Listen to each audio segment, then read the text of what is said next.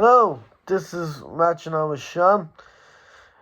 I'm with your host Sean Healy, as you can probably tell. Just shocked actually.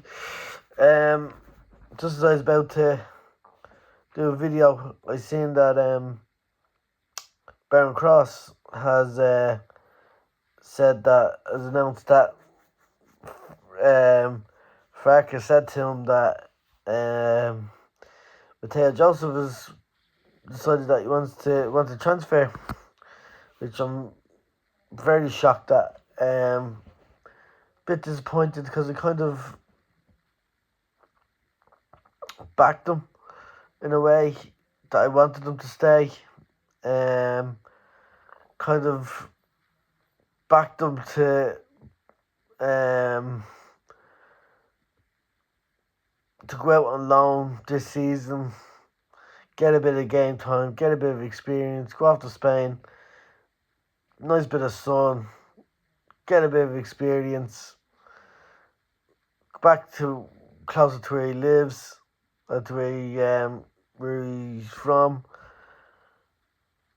and then come back next year, fresh, more experience, a year older, a year smarter, a year better, hopefully.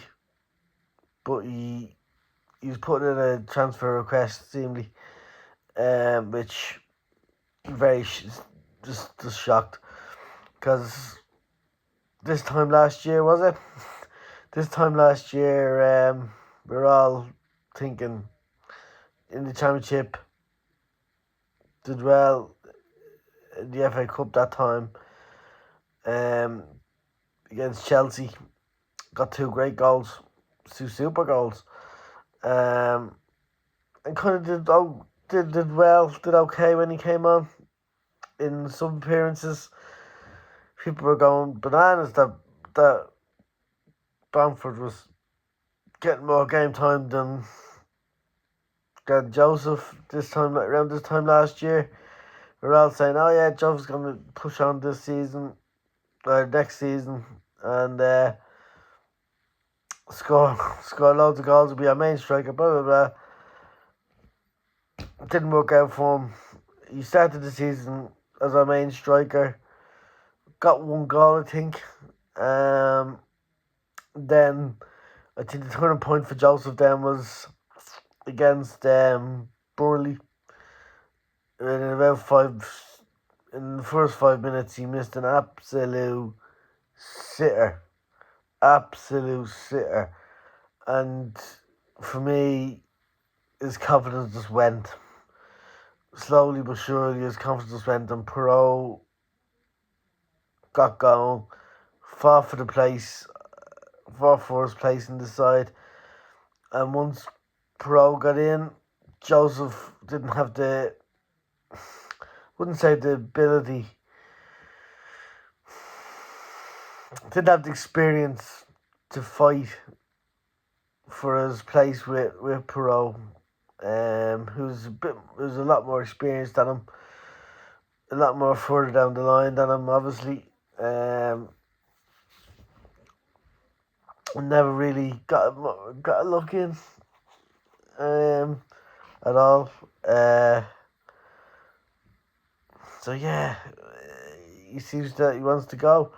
He hasn't gone to the camp in Germany, seemingly, which is a real disappointment. Real disappointment for me, because I liked him. You know what I mean? I think he's an amazing talent. Will become an amazing talent. I mean, I think he'll now go to Real Betis or a mid-table Spanish team, Villarreal or something like that, and push on and be a good player. I think he'd be a very good player. It's going to be one we kind of felt we missed, a bit like Charlie Cresswell, Leaf Davis, players like that. I think we missed out on, if you know what I mean. We've let go a bit too early or whatever. But if he wants to go, he's got to go. get what we can for get a decent price and I've done a big release clause, or not a release clause, a big sell on clause, should I say, and a good 25% release clause, and let him go, and let him flourish, and maybe he wants to go back home to Spain. Maybe with Nemechi getting in, and Pro, and Leeds looking at another striker. He felt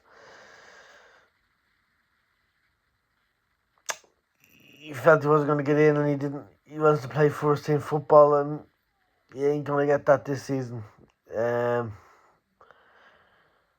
Very much a shame, but it is what it is. But on a happier note, Anton Stach has arrived and is at the Germany camp right now, and they played a friendly today, and I think the highlights are at 6:30, which should be good. Yeah, I think Anton Stach, it looks like we will probably play three men in midfield.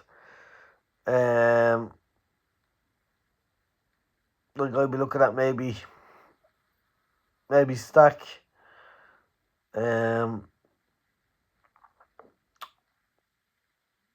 Stach, Ampadu, and Tanaka in a midfield three, I think.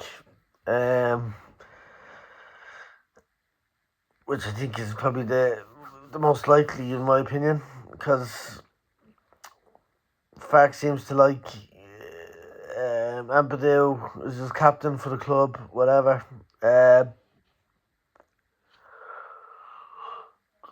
Sorry about that.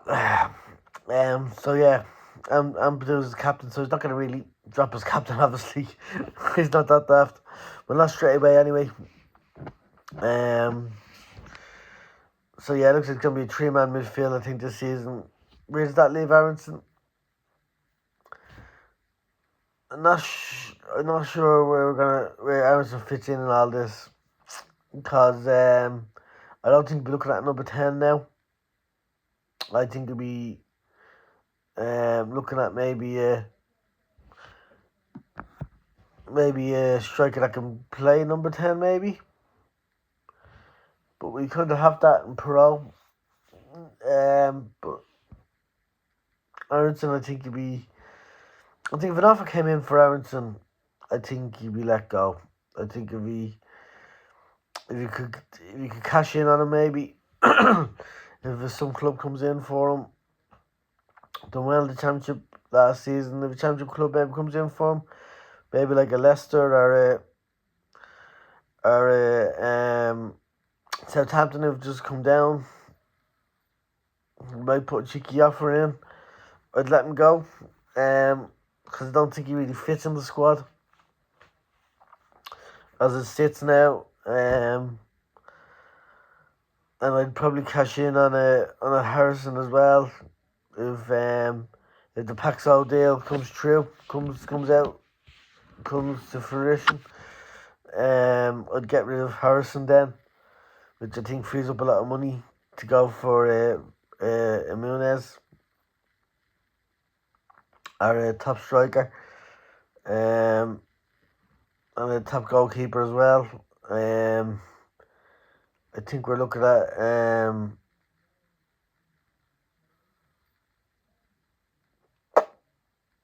Perry still, as I call him, Mr. Perry Chicken. I think it still seems like the most likely one is Perry. And as for the Paxo deal, Marseille, Marseille don't have the cash. I don't know how they're gonna get him, unless they get a cut down price, which I'd be pretty annoyed at. Because it's not. He's gone for the money then in a way because he might get bigger wages, or he's just purely gone for Champions League football. It's not be end all. You know what I mean? So yeah, it'd be disappointed if he didn't get Paxo.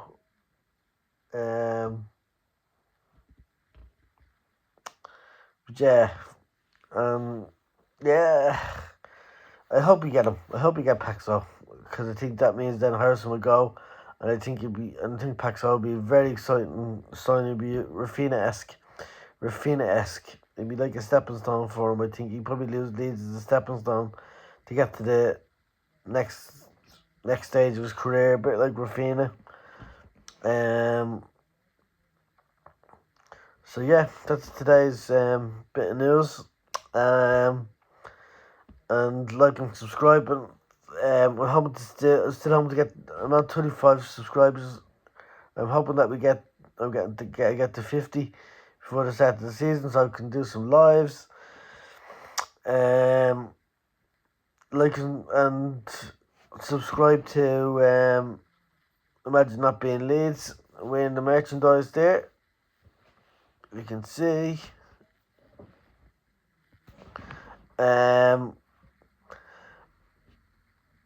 Like and subscribe to Donny Leeds Bros. Who did and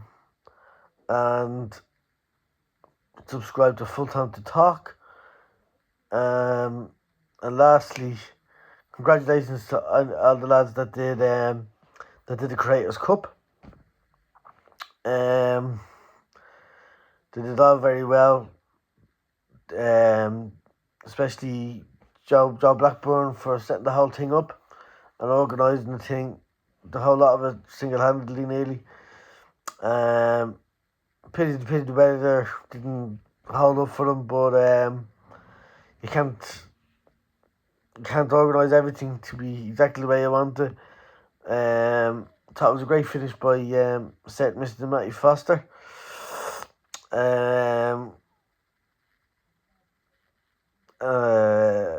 And there's a few wayward passes, should I say, and a few wayward tackles as well that went in a couple of times. But yeah, it was a great match. It was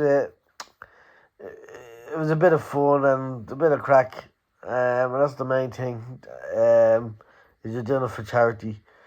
So yeah, like and subscribe.